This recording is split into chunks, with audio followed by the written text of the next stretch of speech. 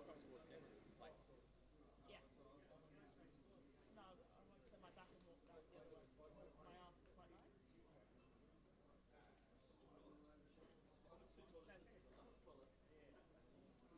seriously. I'm aware of this. See the messages I get. you like that? See the messages I get. Actually, Actually, you never had too many dick pics. wow. If that's the case, Where's your missus?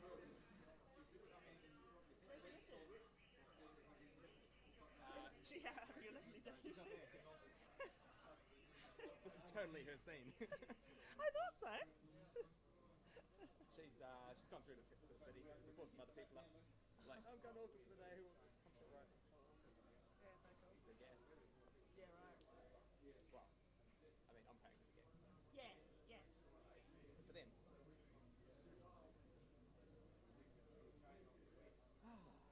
So the fucking track is up there. I didn't realise it was so. What did you think it was? I know Just that ride now. around. But I've never been here sober. no. I had no idea because I've been here training horses, so I know the Yeah, I've worked in the horse track. yeah. The racetrack. I've never witnessed car racing sober here. Okay. So I wonder if I can even get any shots up there.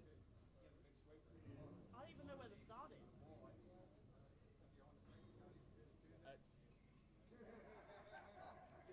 Oh, I do know where it is. the grid thing is up Yes, there. it is. Yes. I don't know where the actual. I filmed it from there. There should be a little tower thing, right? It's not. Bloody well should be. You'd think that, wouldn't you? It's gonna be fun.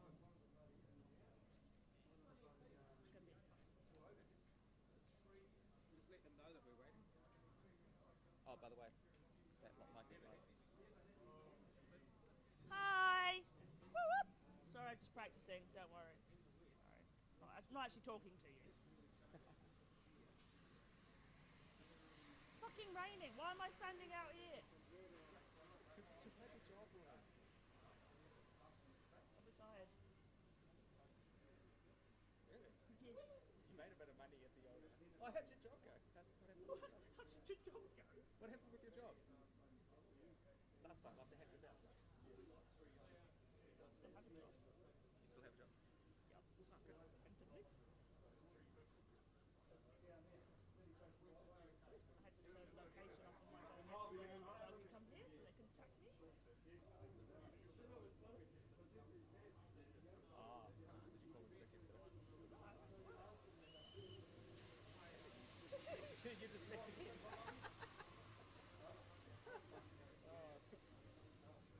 But this Twice. time, three. Yeah, for this time I turned location off my work phone because they tracked me the last time. And they're like, oh, come on, they know. Oh, she's gone to the bloody motorsport again. I just got back from Australia. Like, oh, she can't be going again. Hello, I am. You know, she's busy because the car's going to go out in 3 minutes. Hey guys, we done Lucy's new intro?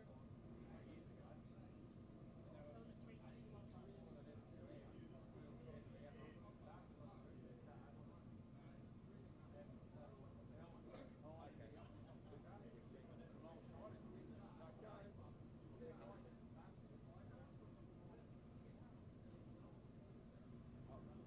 Okay. Lucy says we're 3 minutes. I'm going to change it again. Let's change till 10 o'clock. 10 o'clock then? Fucking coffee man, I like him. Thank you very much. Let's push it back to 10 o'clock now. I don't know why. I want to do my monologue. That's all I'm waiting for. Yeah. What? It would get nasty in the first couple of laps right now, but then it's going to get nasty. Got a race in it, got a fucking qualify. I'd rather do 15 minutes. There's only 2 people who can win the 1 hour, and there's only 2 people who can win the 3 hour, so. And they're both going to be on the front row regardless, so. Just fucking get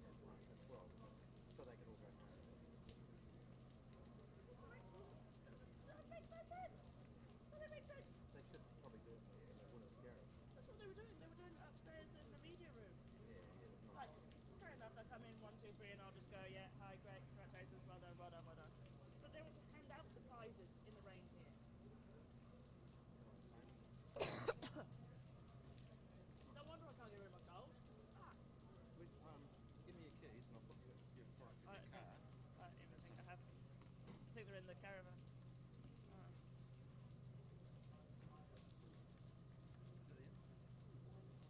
I don't think it'll fit up here. What are you doing with my keys? I've got your gel here. Oh, yeah, good. Oh no, there's our caravan. It's the other side of the cars that are undercover there. Yeah, the caravan's in there. Just put it in there. Remember of the car. Because my car's across the side. I could be sitting in there for a while. Later, my car. Go sit in the caravan. Is it on TV there? Yeah, we've got all the screens in there. Oh yeah. Just fucking I've hang out actually in seen there. later one of those other guys when I dropped the din off. I think he's always been on. Oh yeah. What are you doing here? Like, he followed me in kind of thing, and I was in there thinking, oh, where am I going to put this? Because this is caravan. And then he walked Hey, in my and mate. yeah, he was fine. So this is Lucy's Yeah. birthday. Oh, you know Lucy? I would be giving her a gin if I didn't think I knew her. I don't know. I've got stranger gifts of strangers. Don't worry. Don't worry. All right, well, you'll probably be a bit busy for a wee while yet, or maybe not. I've got to. Yeah, well, I need to do my opening. I still don't even know. I can't remember what I was supposed to say. Where are we? Round 3, the finale of the ENEOS North Island series. Sounds like you had a pretty good time, Calvin. Some nice photos. Good? Take me back. Take me back. I'm looking for the going to Newcastle now. I'm just telling you. Yeah, I think I'm going to. Are you going to? Oh, yeah, with the bus line. Just going to go. I think there's a platinum package, square on the trucks, gives you a seat in front of the screen, good access and shit like that. That's right. Just like that, isn't it? I think I might go Sandown as well. I just thought return flights for 280 to Melbourne. Sandown. Are they? Yeah. Stay at home a And couple nights. I've got my corporate card from Townsville. I'm just going to replicate it and put Sandown on it. You just go to Newcastle? I don't even know how I got that one. No idea. I just walked straight in. Just from Sharp. Well, it's handy. Because I wear the Audi gear, they think I'm with Audi. Like, I can't wear Boblo gear, they're like, oh no, you're just a fan. If I wear Audi, they're like, off you go. Those speak tickets to be for anywhere in New Zealand just about now too. I think a few of them floating around. Pretty cool. Yeah, that's cool. Oh, well, let me know if you're going to comes down with Jesus Christ. Can't remember being sick just looking at that. I think I'd rather be on the Cook Street ferry. God. Alright, right, let's do it. Thanks very much. Oh, let me know how much it was, because I've got your bank details. I'll just transfer the money. Cool seats in there. She had a custom. I got it's just as wet there going across her, and the custom came.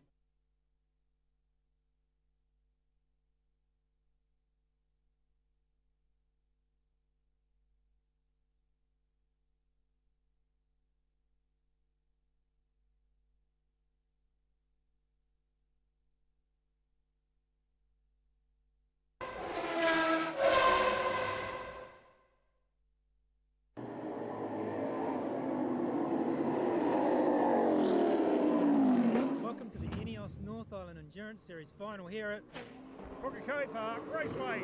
And just as we said that, they've all come past. and of course it's the final. So John, now that's one of the cars that's leading the 1 hour. Yeah, that's Matt Whitaker, just gone past, and his 911. Matt's, yeah, he's got it pretty well tied up. He's just got to bring it home. He's certainly got to run for his money at Hampton with John Minchley, and he's going to have the same problem here this weekend.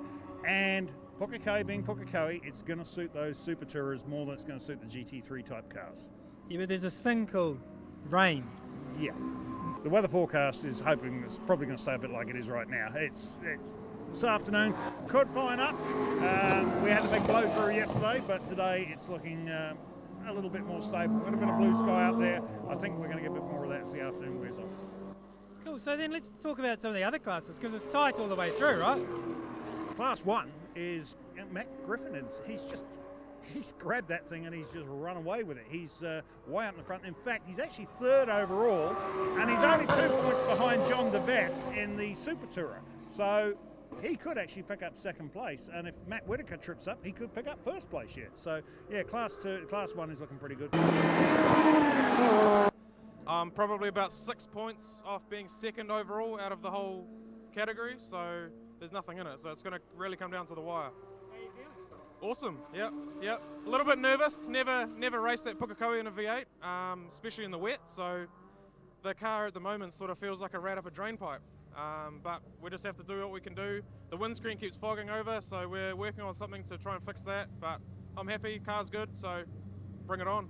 Okay, so down in Class 2, what's happening there? Okay, well, Class 2, it's you've got Graham Fraser down there in the BMW and Archibald in the little WRX, and they're only about 20 points apart. So if one of them slips up, the other one's there to grab it. So, but Fraser's he's been polished the whole way through, and it's a fast car, and he's fast. So then down in Class 3, what's happening there? Okay, well, that's Ollie Haycoop in the Honda. He's leading that one at the moment, and then you've got Tim Milligan right in behind him in one of the Toyota 86s. And there's a whole bunch of those things in there. So that's Class 3 in this race is a bit of a Toyota benefit with the one lone Honda. So I guess let's go out there and check out the racing and see what happens. Yeah, it's going to be a good event, and certainly looking forward to this one. There will be a winner. Oh, there will be.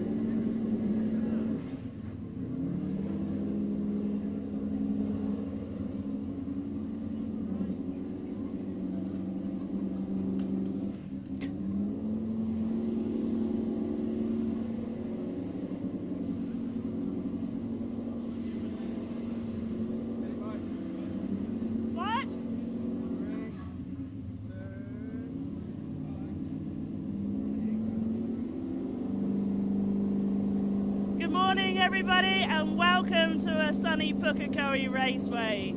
I came prepared. Hope you're all enjoying yourselves at home with a nice cup of tea. We're here for the third and final round of the North Island Endurance Series. It all comes down to the wire today. In the 1 hour, we've got a massive battle on between Matt Whitaker in his Porsche and John Midgley. Who knows? Qualifying's about to start shortly. We've had a bit of delay due to the rain. What a surprise. So they're going to be out on track soon, battling for pole position. And in the 3 hour, as some of you will have seen on our Facebook post last night, the Trask family Ferrari has suddenly morphed into a BMW M6. So it'll be very interesting to see the battle of the Smeg Audi take on the Danny Suddards and Sam Fillmore's BMW M6. So everyone stay tuned. We're going to have some great racing, no doubt. Plenty of safety cars, I'm pretty sure. And, you know, what can we say? Let's just hope everyone's got their wet tyres ready.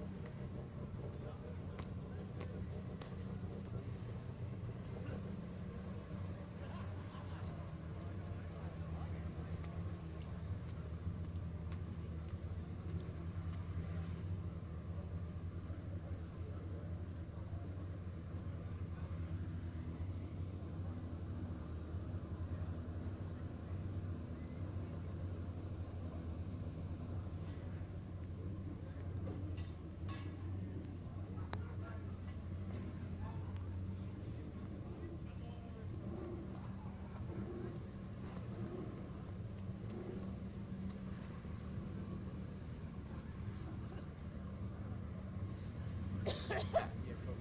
Can we go find someone and chat to them about anything? Can we go find someone and Go chat to find- them about anything? Sure. Yeah. So go find anyone and talk about anything. Go find anyone. Who do you know? Out. All right, who wants to talk?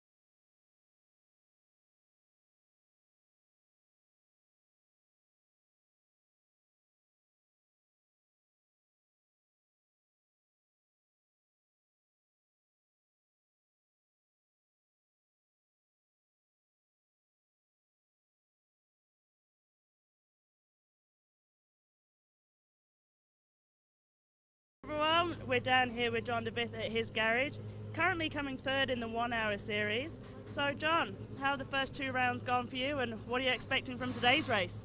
Well, normally I like the wet, so it never used to worry me, but I had a bit of a mishap with my co-driver in the Camaro at Taupo, so I'm a bit dubious about the wet now, but we've been doing really well in this car. We're doing the 1 hour, me and Glenn, doing half a drive each, and yeah, coming third, pretty happy with that. Points are very close with the Porsche of Ian here, parked right beside me, and then we've got the guy Mortimer right behind us on points, so there's 3 cars vying for a podium basically in the 1 hour, so it's going to be very exciting actually, even for us as a driver, just racing around, think, oh yeah, there's a woman in front, we've got to catch him, there's a guy right behind me trying to catch me, so yeah, and the weather, as you know, it's we're supposed to have been out half an hour ago for qualifying, it's pouring with rain, water everywhere, so we haven't even gone out, we may not even go out for a qualifying, we'll wait and see, but no, very interesting day, but still looking forward to it, so very happy. So we've been in the 3 different tracks now, with this car a couple of different tracks. Which would you say suits your car more? Pookie, to be fair, it's Super Tourer prototype is my car, and I personally like Pukekohe because a V8, a Pookie circuit is pretty cool. The other circuits are good too, but me personally, it's probably my favourite. I wish they didn't have the kink in the back straight that they put in a few years ago, because I used to come here and watch V8s and yeah, and just go flying down that back straight. So it would be pretty cool to have that. But anyway, that's okay.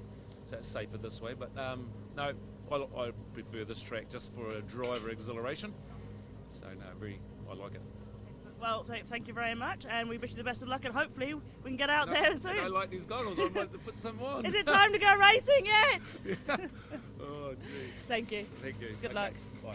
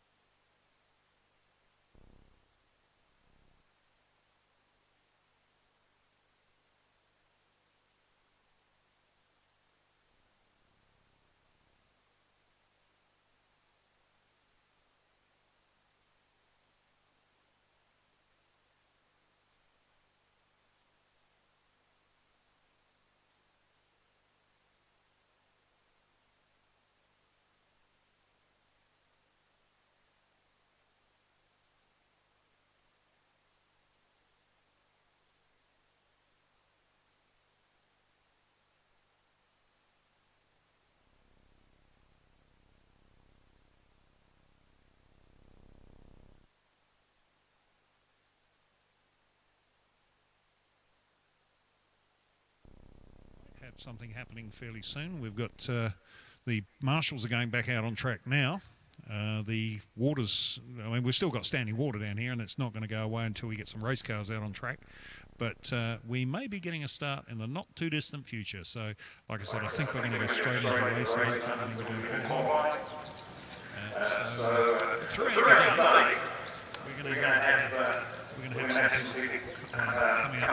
We've got James there at the moment, James Russell, who's going to give us his technical knowledge. Switched on your right, James. It's amazing what you do Google and searching the specifications and whatnot, but we'll be able to yeah, so we'll also got 3 wheel owners. Elton Journ's going to come and join us here at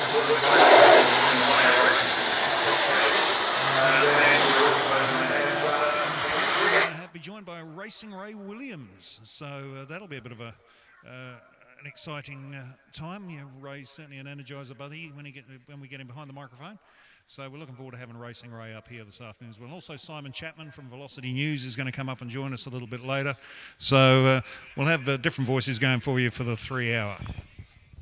So at this stage, we're still waiting for a clearance, but as soon as we've got that, we'll be underway.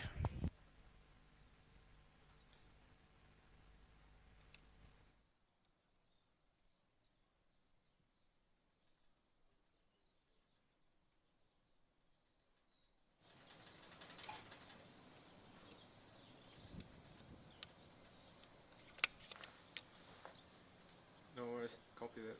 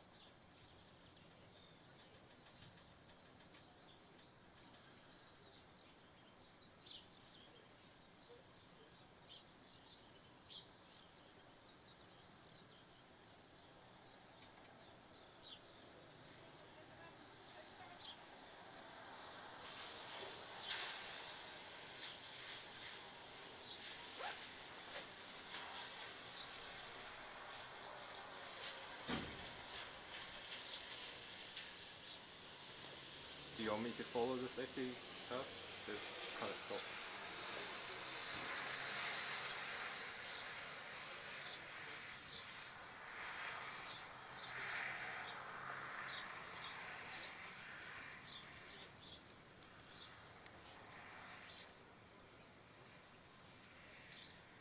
Camera 1 to caravan, safety car has stopped and people are walking around. Do you want me to film this?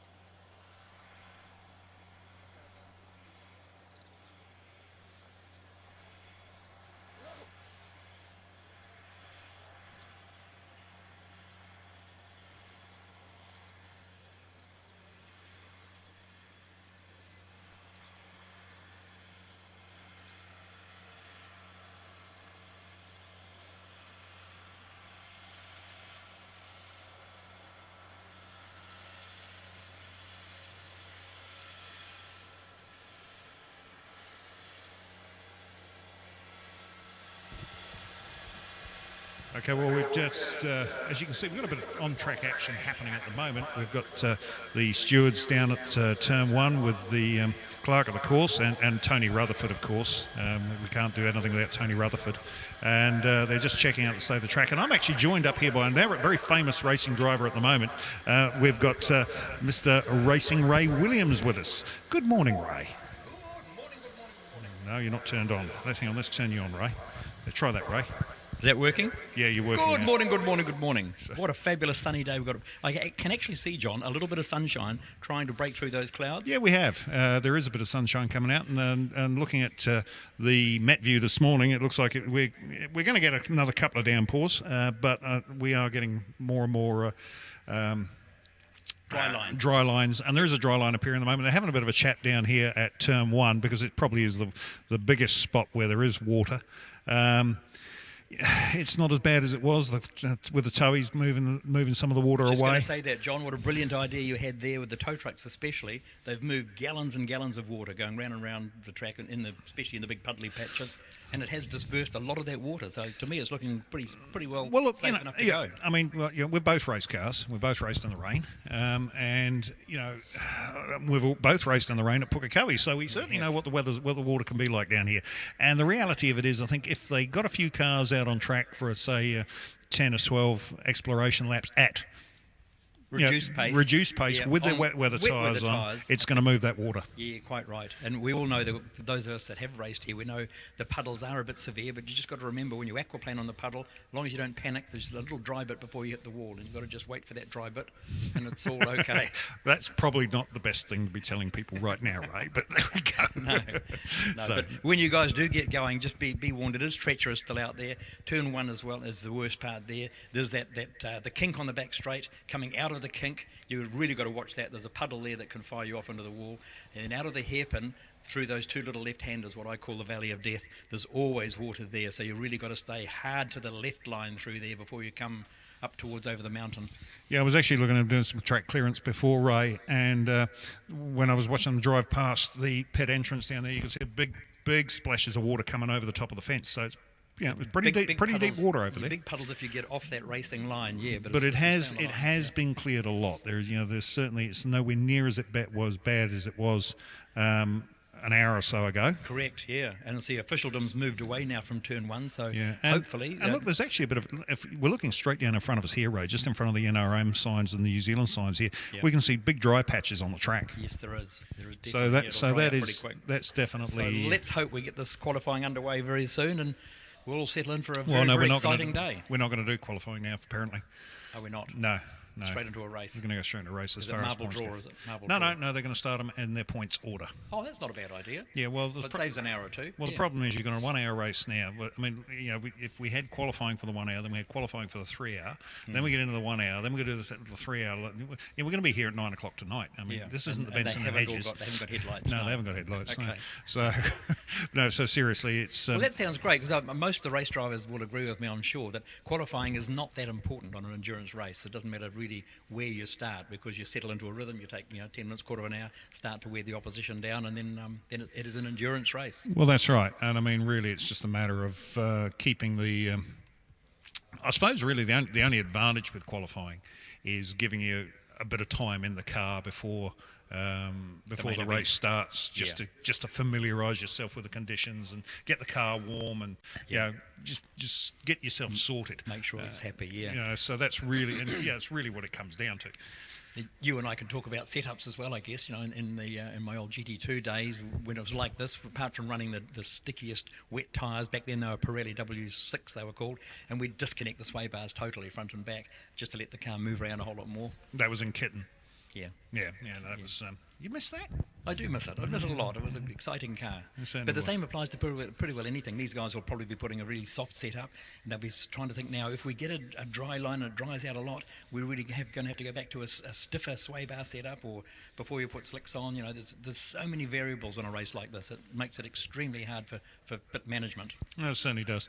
I mean, But let's talk about some of the cars that we got out here today. In the 1 hour, which is what we're going to be getting into soon, of course, we've got Matt Whitaker out there with his 991. Yes, and fabulous Porsche. I knew. Well, I didn't even have to ask you what you thought of that car because let's face it, you are a Porsche aficionado. And 29 years I've had my old turbo Porsche. I do love Porsches, but I have to say, now that I'm in a V8 hot rod Capri, I'm loving the hot rod aspect as well. Well, speaking of them V8 hot rods, because we've got John Midgley out there now. John won at. Didn't he do a good job? He did an amazing job of steering the pot. Yeah, he certainly did. He's I love watching John Midgley. He's a great driver, and in that Super Tourer, he had it absolutely dialed in at Hampton Downs, and. Interestingly enough, I called it the Dickie Johnson Jim Richards scenario because Matt had just passed him on the lap that they red flagged it, and he was the one that caused the red flag because he had a massive spin on the front straight, blocking and, the track, and he took it out. So it's quite interesting. The way the rules worked, he actually was given the win of the race, which sounds a bit peculiar, but the rules are the rules. You've got to go to the rule book, and that's how fortune can smile either way. But it was so fantastic. I watched that as well, John, the way that Midgley was throwing that car around with the precision thoroughbred of a Porsche and the sort of the hot rod of the Commodore was doing a fantastic job. It was actually a Falcon. It was a Falcon, I'm very sorry. Although, in all fairness, it was a space frame with a Falcon body panels and a Chevy engine, so, it's a Super Tourer. But look, the reality of it is, I think that's the neat thing about this endurance class that North Island Endurance Series have put together, along with the colleagues in the South Island, because they're all running the same rules now. We can have all these hot rods against these pure thoroughbreds. Massive difference. And see down here as well, we've got the Mortimers here. See Andre Mortimer in the BMW. Now that's another thoroughbred sort of a car. That's going to be fascinating. But I'll tell you what's caught my eye that I'm really looking forward to is Alexandra Whitley driving in Rick Cooper's Mustang. Now, I drove that Mustang with Rick when he first brought it in, and that was a really fast car back then. Now technology sort of passed it by, but she's going to have a ball in that car. She's a really talented girl. She certainly is. She's a great little driver. I was talking to her before, actually, and she's a bit upset because, unfortunately, in the 3 hour race, the Sanyong Super Ute is out. It's got no oil pressure. Oh, damn! That's so Dion and Alexandra are going to run Rick's Mustang in the 3 hour race. Fabulous. So she's getting a bit of time in the Mustang. Actually, it was a bit of a shame there because the difference between the Mortimers in the BMW M3 and the and Dion and Alexandra in the Sanyong Ute. It was only about 4 points. There wasn't a lot in it. Amazing. And It's so amazing to see what you could say like a block of flats, a Sanyong Ute thundering around the track at Hampton Downs with this beautiful V8's noise pouring out of it. Chasing a BMW. And that's what Kiwis do, isn't it? It's lovely Well, to see of course we do, yeah. We all remember the Lycoming special, don't we? Oh, we do, you do. Further down here was Ian Hare as well, previous Porsche champion. Tim James as well. These are some top Porsche drivers, and they're running along there in this 1 hour race as well. It's going to be very interesting. I'll tell you who's missing from here this weekend, and that's Dean Perkins, the wild man. Oh, it's a pity. Well, I haven't seen him. I didn't see the car down there yesterday, and I haven't seen him. Dean and I have had some fabulous tussles in the endurance races over the years. And, great fun. And I mean, that car of Dean's is on this track. If it was dry, I reckon that car of Dean's would be pretty well up there. Certainly would. We're talking the XD, the red XD. Yep. The ex-police car. I mean, he's actually, it's like, Dean's a bit like you. He's got a love affair with that car. He sold it when he built the New Zealand touring car, and then when he got out of New Zealand touring cars, he hunted it down, found it again, and bought it back. Fabulous. Fabulous little story there of buying the car back for the wife. Oh, no, we don't do that. How about down here? We've got these some Toyota Levins as well. We've got a whole huge range gaggle of them down there. That one, a Charles Rollo one, the Levin AE86. That's a turbocharged one. That's looked after by High Tech Motorsport. Bob Homewood and Grady Homewood out there at Drury. Okay, we know Bob go back long way. Very clever man. Yeah, you and Bob go back many years. And in fact, no, we won't go there. But that car is just, you want to see it. It's absolutely immaculate. Charles done a fantastic job of presenting it. He drives it brilliantly. And Grady's preparation of the car is awesome. And the thing is super, super fast. It's a very fast motor car. So it'll be one to watch as well.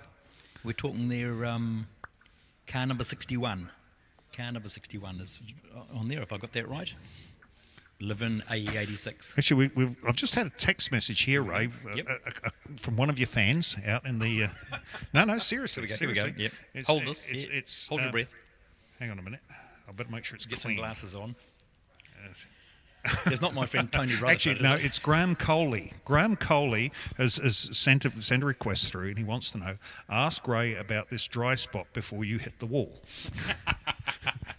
Okay, Graham. Graham, we've shared some lovely times through Targas. There's a Targa coming up as well, Targa New Zealand, where you go fast on closed bits of road. But it's just quite simple, Graham. There is normally a little dry spot. We don't like wet spots. We all know about wet spots. Not that happy with a wet spot. Some don't mind if it's worth it. Depends on your attitude at the time. But the big thing is, on the racetrack, there usually is a little dry spot, Graham, just before you hit the wall. And if you've got a whole lot of steering lock on in the puddle, when you hit the dry spot, you're still a passenger. You're going to hit the wall. So all I'm saying is, don't panic. Keep the wheel straight. Wait for the dry patch, and then carry on. Thank you, Ray. Now that's going out.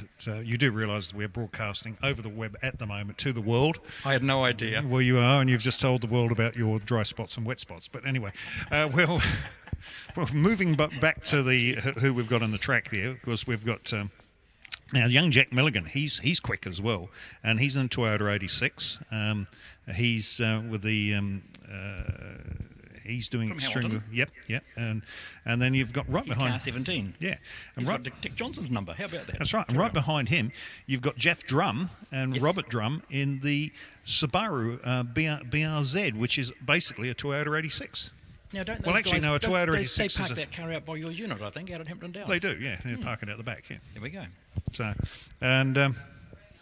what's Tim James is here, car 27. He hasn't got a car written down there. No. Tim's. No, I don't think Tim's running. I think he had a little bit of an incident at Hampton Downs. Several cars to choose from. We lost Tim there. That's a pity. Barry Kirkbanand, another good charge in there. Barry Kirkbanand goes back a long, long time. I've raced against him many times as well. Good on you, Barry. Normally in BMWs or on that the PlayStation racing with Philip Adamson, to digress a wee bit. But anyway, he's not in a BMW today. He's in a Mustang. He's found the love of the Ford V8. Now, there's a story behind Barry's Mustang. Apparently, he was very impressed with Rick Cooper's car last year because, as you know, Barry was running the BMW 135, the turbo, and they were in the same class. And Rick he had trouble keeping up with Rick. So he effectively decided, if you Can't beat them, join them. So I went to the States, and this car is actually from a race series that they run in the States. They run them for Camaros and Mustangs and Dodge, whatever the pony car is that the Dodge does, or Plymouth, or whoever it is. Very good series, apparently. Bought the car, bought it back here to race it here, because it was supposed to be the same spec as Rick's car, only to find out it was about 200 horsepower less than what Rick's got. But as I said, Barry, it's nothing that money won't fix. And it's a race car, because I know that one of Rick's, when he brought that in, that was also smuggled out of America. I think it was a serious race car in its first stage as well. And when Rick and I were racing it, we were competitive, finished second a couple of times in endurance races back then.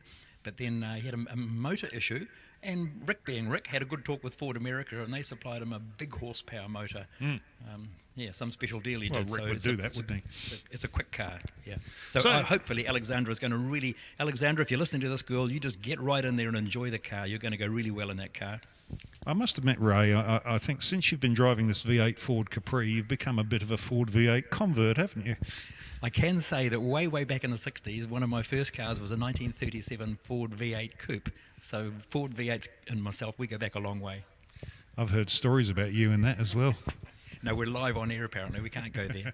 Was it barrel racing through the back of Manukau Road or something with Red Dawson and co? We go back. We must put it in the book one day. What I can admit is that we used to chase rabbits around One Tree Hill Domain before the fences were there, and that was a good way of learning how to control a car on a wet bit of grass. Not talking about wet patches again. Okay. So... well, look, I tell you what, the it's looking clearer and clearer here now, so that's good. I've just spotted Glenn Smith here as well with John DeVeth in this in the Commodore. Now Glenn's got the supercar in at the CRC Speed Show on display as well, as a lot of cars are in there, including my good old Ivory Beast Turbos parked there as well. But there's a lot of things to see tomorrow, you guys, people that are finished with the racing here today. A good day to be spent tomorrow, CRC Speed Show at Green Lane. They're having a bit of a message coming over now, so we're a bit of a catch up on what's going to happen next. But it's definitely drying up. The sun's coming through. It's still going to be wet patches to watch out. You probably need your wets for a while, or at the very least intermediates, and just splash around through the puddles. Big thing, and have a look at the track on the first few laps and just dial into it gently.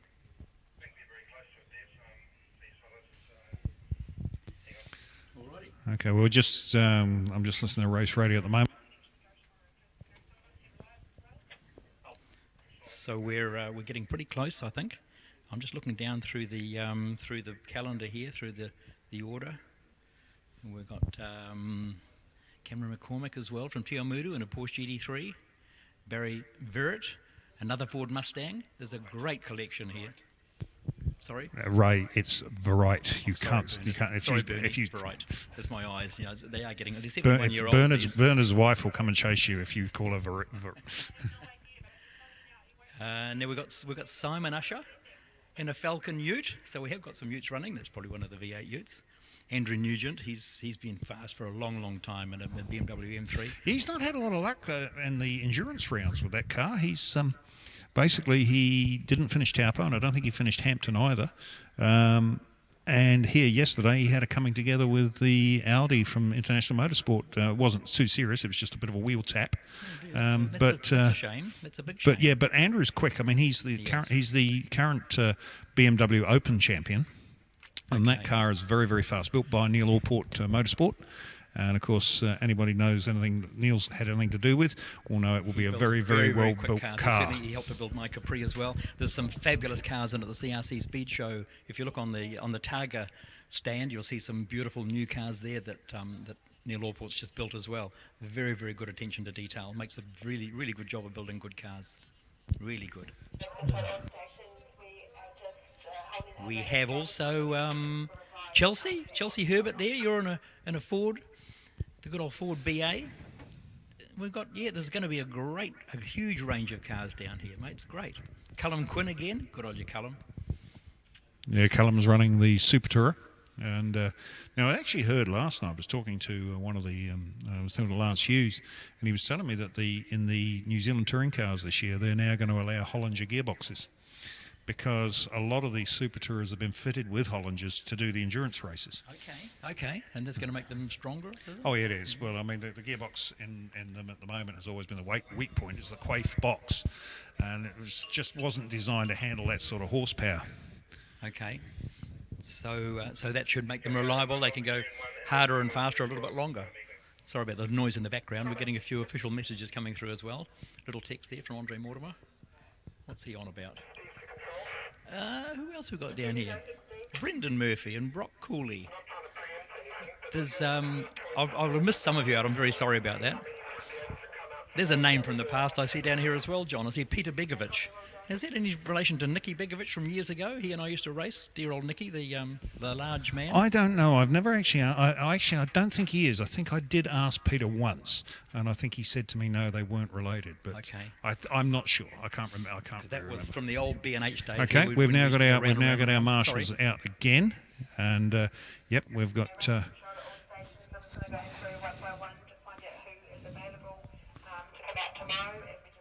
Oh, sorry, official announcement coming on through there. We're watching now, there's the gang of 5, and they're walking around turn 1. It looks as though they've got measuring gear on their boots. They're going to measure the depth of the actual puddles as they're having a look through there. Actually, to be honest with you, I really don't know why they just don't go down a higher pool down the road, get a pump, and then pump that water out of there, because that's really all they need to do.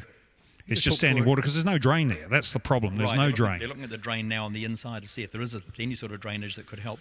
But you're like a fire truck with a water pump, anything like that, we'll just pump that bit of water out. But you're right, John. I think once they start, a couple of cars sort of skimming through the puddle, you'll soon spread it and you'll get used to a pattern. Well, they're still trying to make decisions here. They're having a bit of a driver's briefing downstairs at the moment to decide what they're going to do. It could be they might cancel the meeting and come back tomorrow. See, one of the big worries we have here now, as you mentioned before, health and safety sort of taken over our pleasure these days, and everyone's responsible and liable, and this is the trouble. The liabilities creep in with health and safety, so they've got to be very careful about saying, yes, you can race, it's safe, and then if some nasty incident happens, somebody then could be liable. So that's the consequences that we're looking at today. I see also down here we've got Rob Berggren as well entered, and that's probably, is he in a BMW? Doesn't say here. And Kent Bagent as well. So yeah, we've got Kent Bagent. That's a BMW. I watched him practicing out there the other day at Hampton Downs. A very quick international BMW, came in from overseas. And a good friend of mine there as well. We've got Craig Innes, also Richard G. Did you say G or Gee? Either or. Sorry, Richard, we'll call you G today. Craig Innes, welcome, mate. Good to see you there again. We've got Brett Rudd and Simon Lucas as well. Simon in a BMW, Brett in a Holden, one of the Holden V8 Utes by the look of it. 6 litres, must be a V8. James is now looking at these officials down here at turn 1. Yeah, it looks like they're trying to direct the water over the fence by pointing at it and then pointing onto the other side of the fence. We'll see if that works. I'm not too sure. It hasn't worked so far. John's idea might be the best if there's standing water there. Some sort of a pump could possibly suck it out of the way and pump it out to the outside somewhere. But there's a dry line at least a car width through the middle of turn 1. As long as you don't go right in on the apex line, there is a dry line all the way around there, but I'm just not quite sure if they're going to let you guys start or not. So again, I'm moving my eyes up this entry list above Kent Bagent, Rob Berggren. Sorry, Rob, I call you Bergerac a few times, don't I? But it doesn't matter. Your name's Rob. We've got Dave O'Connor. Gary Morrell. How are you, Gary? All the way out from Taupo. Glenn Archer. Brendan Murphy. Brock Cooley. Wayne Cowley. Peter Begovic, mentioned you before. We've got Paul. Now, how do you say this? Verrett. Yep, Verrett. Okay. Callum Quinn and Simon McLean. So there's going to be, once we get going, there's certainly a whole lot of experienced drivers going to hit the field as soon as we can get going. Yeah, speaking of drivers, it looks like they're all heading for probably a meeting of some sort in the hut over there. So it does, yeah. It looks like a driver's briefing again down, and that'll tell them then what's going to happen. Yeah, walking up the stairs. Let's hope they don't put it off till tomorrow. That'll be a bit of a shame. I guess that would mean, of course, we're free to rush in and watch the old CRC speed show this afternoon, but some of us are supposed to be there on duty all day tomorrow as well. So let's hope we get the racing done today. Just looking at the track, Ray, what tyre would you pick for this kind of weather? Because it is sort of drying for the majority of the track. It's only those puddles we've got in the corners. Do you go for a wet intermediate or intermediate? I'd go intermediate. Yeah. Well, the guys with the rain forecast on their phones, if you can see more rain coming, you'd stay on a wet, because some of these wets can handle it for a while, can't they? Yeah, it's whether it is a long time between corners though. Which is time, as James is just pointing out, that's time to blister your tyres. So a blistered wet is not good at all. Slows them down a lot. Yeah, because normally you'd rely on the dry line and you'd have wet either side, but in this sort of scenario we've got wet in a corner and dry between corners, so there's no real place apart from if you want to do what Shane van Gisbergen did at Bathurst a couple of years ago and run onto the grass, but I can't see too many of our owner drivers being too keen for that. Just to keep a bit of cool, a bit of moisture onto the tyre. Yeah, I mean, going down Conrod at, what was it, 280? I think he put 2 wheels onto the grass. to cool the tyres down, yeah. Only Shane could do that. Yeah, we won't try that today. But no, that's interesting, James, because you know yourself, the car you're racing now is blindingly fast, so you would try it on a day like today? Cautiously, nervously, maybe. You'd want wets, for sure. Yeah, I guess you'd go that there is an intermediate that you'd run, and with a single seater, you are going to a massive rooster tail. So as long as you're confident for a couple of laps, there's going to be something to work from. But with a lot of these cars, they're not running massive aero packages, so their ability to dry is really reliant on a large field. And so as long as you can stick with a couple of guys, you might be able to get a dry piece of track. But as soon as you're out on your own, it's much harder. Yeah. Well, I think you and I have had a wet weather experience where you do know if you can stay on that dry line, it's absolutely vital to stay in the tyre treads of the car in front, and then you're relatively safe. The problem is then you move just out of that dry line to overtake, and all of a sudden you go from reasonable grip to no grip at all, and that's the really, really tricky part. Yeah, it reminds me of Taupo, was it last season probably? I was following you in the rain, and I was confident until I kept on trying to pull out. And it would be that very scenario around turn 1 where you're following someone, you've got lots of grip, and then you go to make a pass, and you find that big puddle. It all turns to mud, doesn't it, very quickly? And those of us in front know that, so you've got to keep picking the puddles and throwing the water back onto the windscreen of the guy behind. It's quite an advantage sometimes when you're in front. Oh dear. And then many times in the wet races I've enjoyed where you are chasing somebody down, you know that if you jump out and manage to get past them before the corner, suddenly they've had a good vision, suddenly they don't have vision, and generally they'll back right out of it, so it makes the pass quite easy.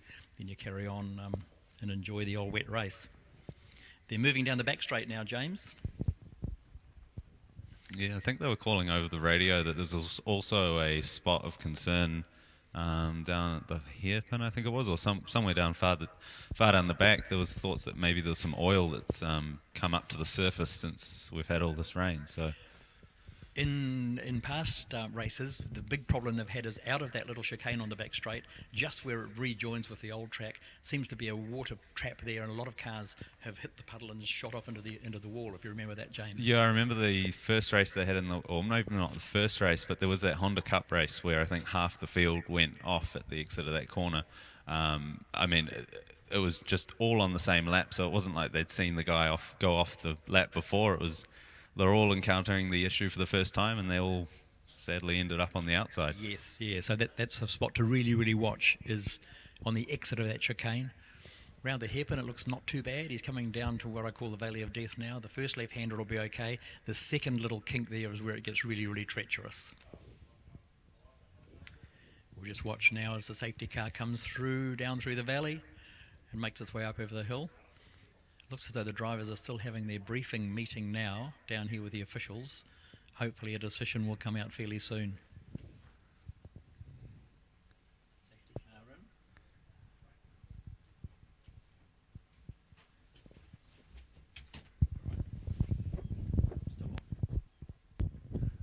in. Yeah, well, I can actually tell you we are waiting for a decision, so nothing's happened as yet. We've got all the drivers are in the briefing room at this point in time.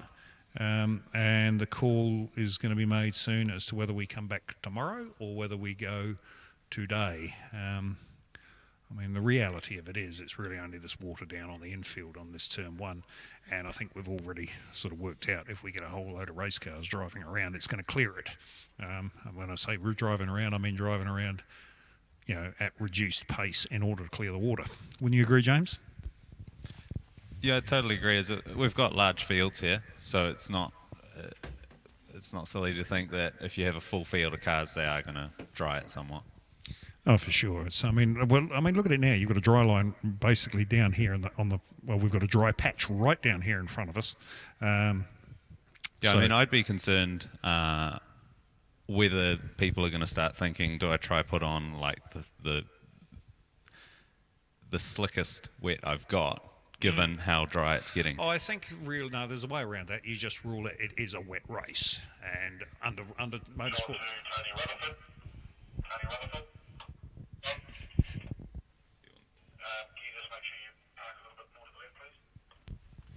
Sorry, just radio problems there. Under motorsport regulations, if you declare it a wet race, they have to put on full wets and turn the rain lights on. Yeah, but a full wet, a semi-slick tyre would be considered a full wet, wouldn't it? No, well, tyres are always one of those things that I mean, look at the latest dot rated radial that's supposed to be the latest Hoosier that's out. It's got one ring around it, and that's technically a road tyre. Yeah, and it's exactly that. I mean, teams will be pushing to, given how consistent it seems to be rain-wise, teams will be pushing to go for the fastest tyre that they can put on rather than the safest tyre. I know that everyone has safety at the forefront, but there's a lot of people here who are here to win.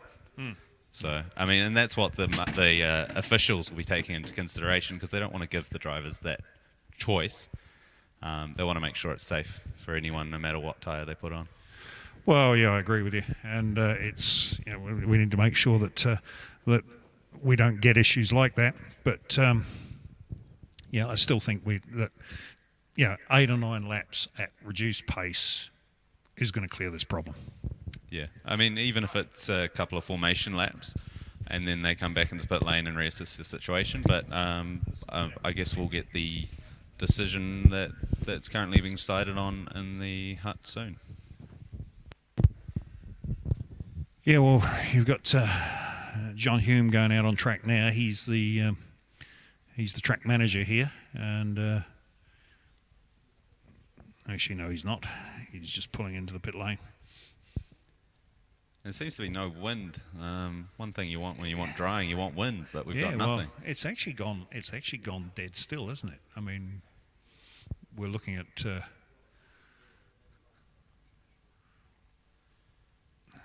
unfortunately, the final decision is going to be made by the motorsport stewards. So, you know, and they're coming out. So they're coming out on track again. So have another look. I mean, if you're looking down here now, you can definitely see that that the water is really receding. Yeah, so this morning there was about, 3/4 of a car width could fit through there without going through standing water, which is not acceptable really, because at any speed you're going to start aquaplaning. But as soon as there's a car width, then you've got to start thinking about whether it's time to race or not. Okay, now we're bringing out the heavy artillery. Now we've got a big tractor coming out with a bucket on the front. So, now what are we going to do with this? Let's have a look. So, are they just going to push the water off the track? Thinking outside the box, I wouldn't be surprised if they just dug a hole on the side of the track and watched the water go into it. I mean, the reality of it is, this track's been here since 1963. We've had this problem since 1963. You'd think surely by now somebody would have come up with a pump or something to get rid of that water. Yeah, he's putting down the bucket, and he's maybe going to take out the fence. No, I'll tell you what. I'll tell you what he's doing. He's making a hole, right? He's digging out a drain. Yeah. And if you're ever in a problem, dig yourself out of it. Well said, James. Yeah. I mean, John Hume I've got to say he's a really, really helpful guy. You know, he bends over backwards to make Pukekohe usable for anybody, and he'll do anything to make sure that people get a good run here. He's actually got a fair bit of dirt there, so I can see the water gushing in. Tony Rutherford's having a look around now. So, and actually having Tony down there is a good thing, because Tony is an extremely experienced race driver. Currently he's leading the Group 2 of the Trans Am Championship in Australia, and one of Fat Az's Mustangs. So, hello, we've got Racing Ray back. Hello, Ray. Nice to see you back. John. Yeah, Nice to haven't see seen you back for ages. Yeah. Interesting that the bucket just took down a big chunk of soil and grass out of there, which hopefully has now cleared that, it's given us space for the water to start draining away quickly out of turn 1. And hopefully that's all we needed, mate. That'll be great to see. Yeah, well, he's just going to go and dump that somewhere else and then come back and have another go. So... Yeah, a bit about Tony Rutherford. G'day, Tony. Good on you, mate. Yeah, a bit of a wave from Tony. Yeah. He's, like you say, leading the class championship in Australia at the moment in a blue Mustang number 167, driven fabulously with huge flames out the side. Well done, Tony. We love flames. And that's just out of Tony. What exhaust we're talking about, John? Here we go. Here comes the four-wheel drive racing car back here with a big bucket on front. No, I'll tell you what, I'll take my hat off to John. He's certainly going. He's really going the full yards here for everybody to give them the opportunity to get a race underway. So, we don't want to have to call this off and come back tomorrow. No, we don't. Some of us have got other duties out at the speed show, haven't we? Yeah, have you? Haven't you as well? No. I'm just going on to have a look. Okay. And what are you doing? I'll be on the Targa stand all day. Oh, will you? Oh, okay. Telling people about the exciting days we have driving around closed New Zealand roads at full speed with no one coming the other way and no radar cops. Great experience. You Well, that's not true, because you're not allowed to go faster than 200 kilometres an hour anymore. Okay. So you're full speed around the corners. You're limited to 200 k's, which is twice the speed limit. Yes. And funnily enough, no one has any problem with that. So it does tell us that the roads themselves are not so dangerous. Well, that's actually an international standard now, isn't it? For even international rally cars are not allowed to exceed 200 kilometres an hour. There is a speed limit on them all. Yeah, they're trying to on international rallies. They try and have a speed bracket for a stage, don't they? They're trying to. They do, yes. Yeah. So, not like the good old days, John, when we were able to go as fast as we could. No, that's right. The fun police are at it again. So, the reality of it is, somebody was talking to me the other day about these Formula One drivers and, about why they're paid so many millions and millions of dollars, because those things are so safe now. There's just... The reality of it is you could set a lunatic loose in one of them and it'd still be all right, Safety has come a long way, that's for sure.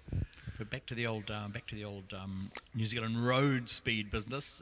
We really have to educate people. The education is all that's lacking. Speed. Well, is not that's an right. issue. I must admit, I followed a driver up this morning from Hampton Downs, and this guy was. He was sitting on basically 105 kilometres an hour, and he would pull to the inside lane, come up behind somebody else, indicate, pull to the outside lane, make his pass, and then pull back in again. You just don't see that, And that's what we were all taught years ago, weren't we? We were all taught as well to keep left, as far left as practicable. That was the first road rule, keep left. People have forgotten that. And then we were taught that if you're going to overtake, when you pull out to the other side of the road, that's effectively the suicide lane. So you make the move as quickly and as safely as you possibly can, as long as you've got that 100 metres clear visibility, and get back into the safe side and slow down again. Yeah, but the reality of it is, on the New Zealand motorways, it's not illegal to travel in the outside lane. I've been told that. The police seem to deem that each lane is a separate piece of roadway. Yes. I don't know why they've done that. If you do that on the M1, you will get hammered. Or on an LA motorway, they will nut you for it. So, and if you do it on the Autobahn, you'll get killed. It's quite simple. I do love the rules in England where the right-hand lane is only for overtaking. Trucks and trailers are never allowed into the right-hand lane. They've got to stay in the left-hand two lanes. A very good rule. Yeah, it certainly is. Now, John, James Watson's listening away here with a big smile on his face because he's a bit younger than John and myself, and he doesn't know about all these old rules from the good old days. Yeah. Okay, we're keeping you awake, hopefully. Yeah. And things, for a little while there, the sun was shining through. I could say like old Aunt Daisy would say, good morning, good morning, good morning. The sun's shining right up my back passage. Yeah, thanks, Ray.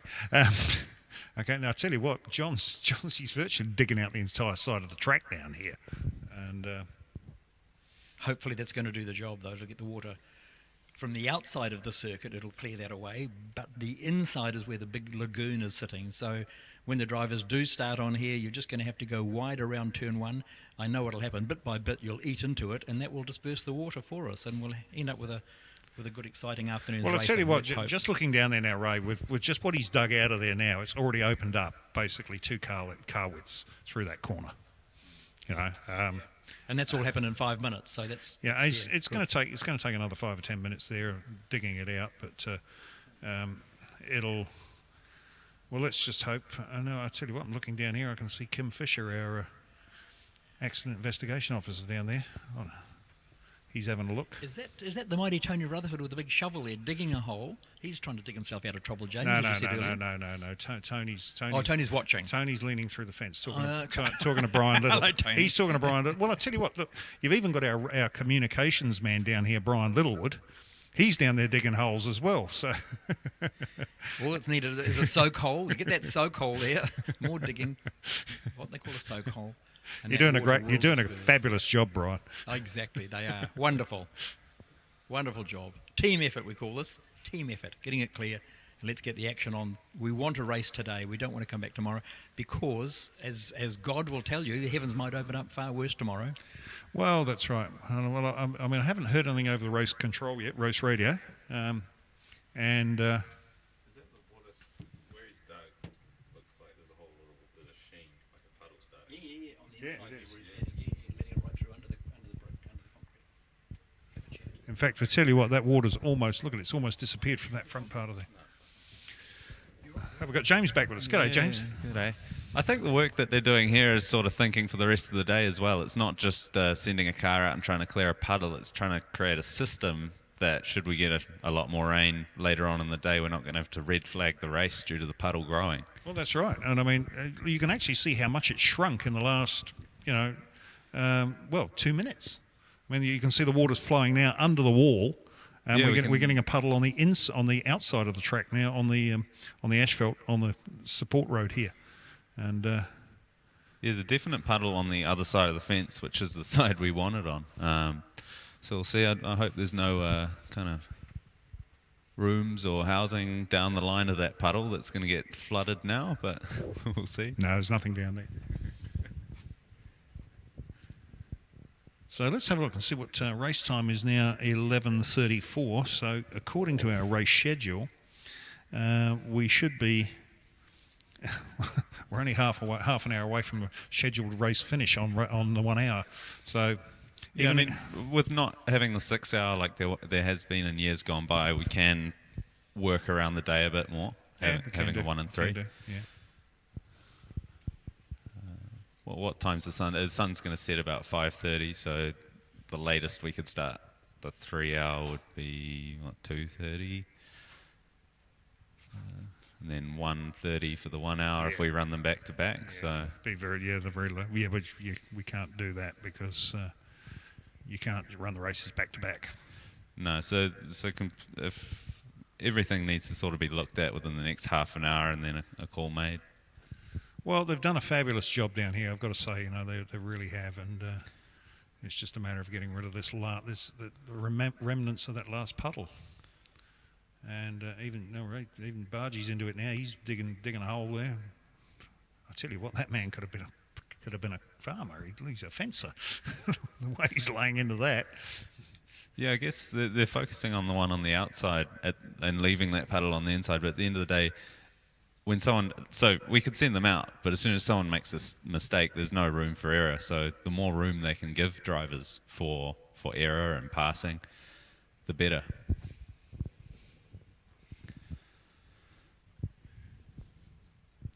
Well, they've certainly made a big difference down there at the moment, that's for sure.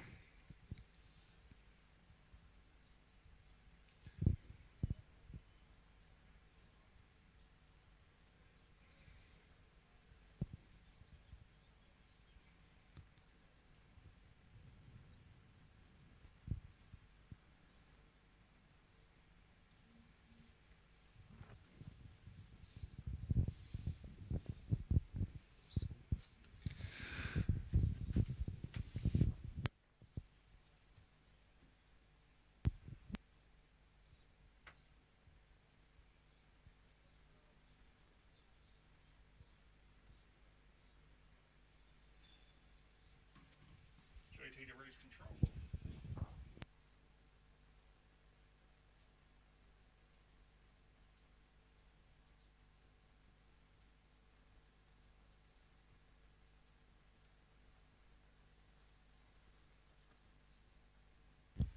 So yes, so James just talking to race control there. And we're just waiting for the stewards to make a final decision. So I think they're talking to the drivers as well. So, because I mean the drivers are, they've got to be part of the decision as well. Yeah, well, the officials have got to take everything into consideration, and the drivers are just one part of it. That's right. Then you've got the track, and then you've got the full picture, and they're the ones that ultimately say whether we can race or not. Okay, well, I've just heard, whilst you were talking there, James, in my ear from Steve Collier, the clerk of the course, that the final decision will be made at 12 o'clock. Yeah. So as to what's happening. So at 12 o'clock, we'll find out whether or not we go or we're woe. If we're woe, we'll be back tomorrow. If it's go, then we're underway. And I tell you what, judging by what I can see down here, because I think this is obviously the problem area down here. Nobody's paying any attention to the rest of the track. So this is obviously their challenge, is turn one. And from what I can see down there, they're certainly making, now they're starting on the outside. So, sorry, starting on the inside, yeah.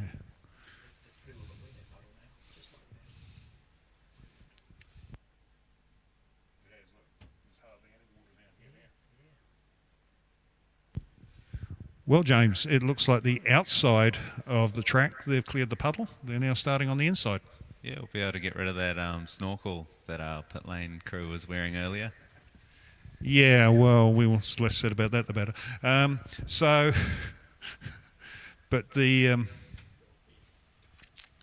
yeah, now we can see Terry riding down there now. Now Terry's the man's steward, or motorsport steward, so he's down there as well. And... and Terry's got a bit of experience behind the wheel of a race car, so he knows what he's talking about. And the outside of the corner now is the inside of the corner now.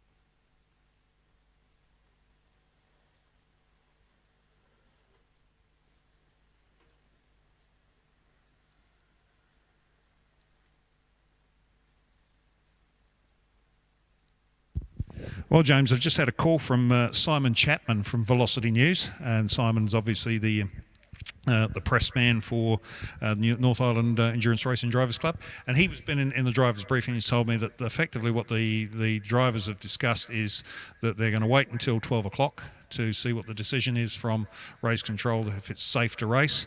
If they don't feel it's safe enough, then we'll all come back tomorrow. So at this point in time, we're still hoping that we're going to be underway by 12. And the reality of it is, it all boils down to what's happening down here at Turn 1. Yeah. And if they're happy with what's happening at Turn 1, and Steve Collier and Terry Riding make the decision that it's okay, then we'll be underway. So that's the latest. So thanks to Simon from Velocity News. And folks, if you really want to keep up with the play with what's happening with motorsport in New Zealand and around the world, make sure you check out Velocity's website. Those Matthew Hansen and Simon Chapman do a fantastic job of keeping us all up to date with what's happening in the world of motorsport. And we'll no doubt hear from, if we're running here today, we'll have Simon up here later on the day to have a chat to us as well. Yeah, so from what I've heard, the drivers are steering towards they'd rather not risk the car in these conditions. And I can totally understand that, because no one wants to push the car or everyone wants to push it hard, but not harder than you have to, and you don't want to take on additional risk than you have to. Well, you know, especially here, because this track, it's the fastest circuit in New Zealand without a doubt. It's a very quick track. I've been off here in the rain, coming up to the hill, 720 and hit the wall. It's not a nice experience, believe me. So, No. And especially at a stage, they'd be doing 250 turn one. Basically the GT3 cars and the Super Tourers are probably getting close to 250 down here. Yeah, and right where that puddle is right where they'll be trying to line the car up for turn 2. That's where you'll be trying to get back on the power and balancing the car so that when you come around the full curve, you're ready for turn 2. So having a bit of standing water there is going to limit your room for error, but it's also going to, every car wants to take a different line through there due to the bumps. They're all set up differently. You'll find some people are just trying to avoid the bumps and some can bash through them. Yeah. But when you've only got one car width there, you're pretty limited. Well, especially here too, because and we might bring Ray back in on this one, because down here in the entrance to turn 1, just out by the Sanyong sign here, there's a very big bump, isn't there, Ray? And correct. Yes, it is. Yep. And you've either got to be one side of it, the other side of it, or I think it's more or less spread to the whole width of the track now, and it really unsettles your car going in there, especially at that sort of speed. Yep, it is. And your speeds are quite right. On a GD2, we'd be doing 250, 260 down here, and 280, 290 down the old back straight, close to 300. So the speeds are right up there. As James pointed out quite correctly, you're setting it up from 100 metres out this side. You're thinking about staying as far right as you can round turn 1, because you're thinking of turn 2 and turn 3. We're always thinking 2 or 3 corners ahead, and it's a setup. Yeah, and especially here, because and the reality of it is you just don't have time to think when you're halfway through this corner here. Because okay, I don't go through there. Although actually, I think I was slightly quicker than you in my Triumph against your Porsche through that corner. I'm sure you were. Yeah. But I mean, I was pulling. You're quicker with me on that. The Chasseur red Chateau de cardboard as well. It was. Yeah. All I could see was the soles of your feet when I left the party. But anyway, back to that. So as James quite rightly put out, this track has always been very, very fast. The fastest track, I think, in Australasia for a while. That's why it was. Well, everybody, unfortunately, we don't have good news for you. It's not time to go racing, and you're going to have to stay put and stay tuned, ready for tomorrow.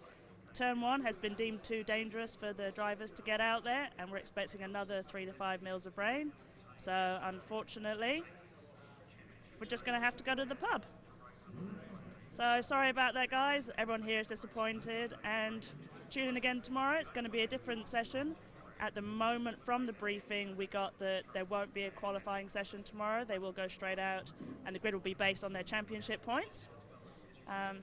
But we shall see you tomorrow. Let's hope for a drier night, and let's hope we can go racing tomorrow. Thanks for watching, everybody. Sorry we couldn't do much, and we'll see you tomorrow.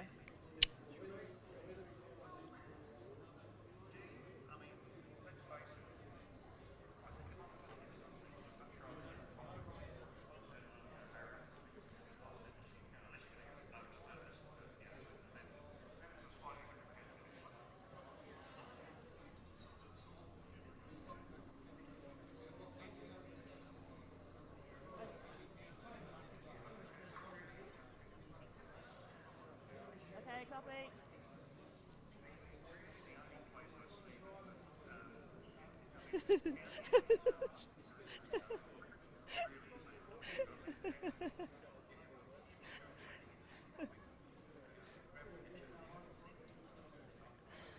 Okay, so everyone, to the 110 people still watching, thank you, we appreciate it.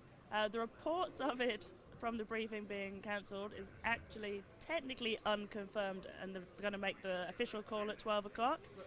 But with the rain expected, it is looking that it will be going ahead tomorrow. But we will give you the absolutely 100% correct confirmation at 12. So.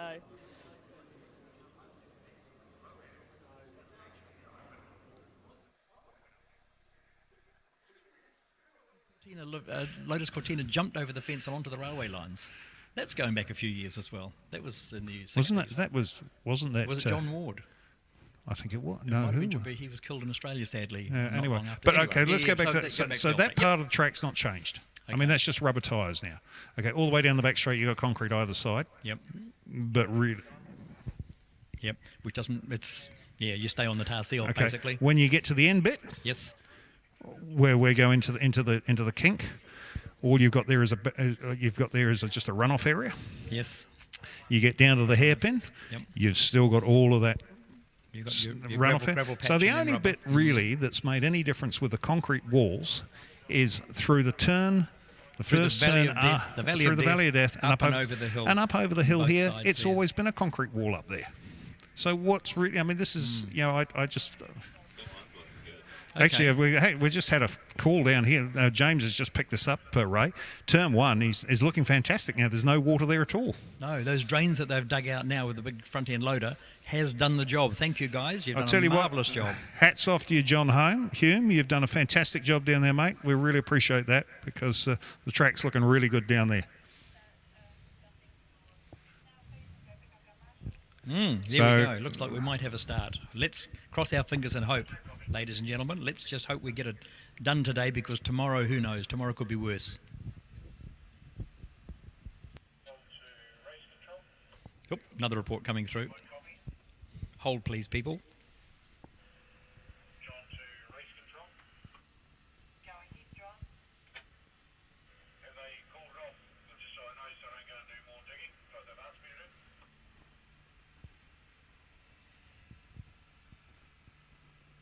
John, message we're getting from the stewards is that they have called it for today.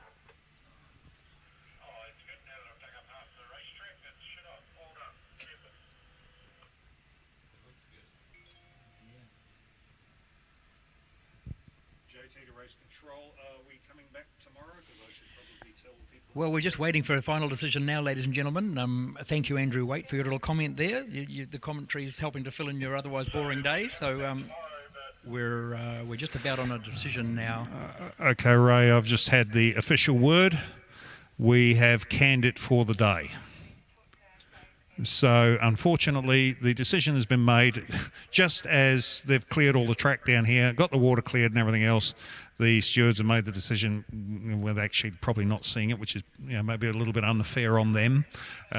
But that's it. So we're not going to be here. We're closing it off for the day. We'll be back here tomorrow, folks. So, which means, Ray, we're not going to see you tomorrow. No, mate. I'm sorry. I'm going to be at the old CRC Speed Show. Well, I wanted to go today. Yes, tomorrow. So I'm going to have to go today. You are, yeah, this afternoon. Have a look in there, yeah. But put this in perspective just before we do go off air, is that while some of us are very disappointed, we wanted to see motor racing. Those that love the wet racing love it. Conditions like this, it takes away the horsepower. It could have been a very, very exciting race. But I think James Watson put it in true perspective. When you've got expensive machinery and the consequences are much, much worse on a wet, slippery Pukekohe track. So calling it off is probably the right decision for everybody concerned. Great to have you with us this morning, Ray. We're sorry we're not going to be back here tomorrow, and it is sad that we've had to call it today. But I guess we'll have another crack tomorrow. Okie dokie. Thanks. Okay, Thanks for joining us. I'll put you on to James for a little farewell from James. Thanks, folks. Well, that was short and sweet. James is not short and sweet, but his voice is. That was James saying good night from me, and it's good night from him. Good night. But okay, to everybody out there, once again, thanks for coming out. Sorry that we couldn't put it on for you today. We will have another crack tomorrow. This is JT signing off, and we'll talk to you all tomorrow. Have you heard the one about the No, Ray. Okay, be quiet, Ray. Bye bye. And that was Ray signing off. Okay, we'll see you tomorrow, folks. The weather is looking a lot better tomorrow. The weather forecast is looking a lot better. So hopefully we'll do it all again. A pleasure. Okay. Cheers. Oh, like shit for an hour and a half. Good shit. Oh well. It is what it is. It is what it is.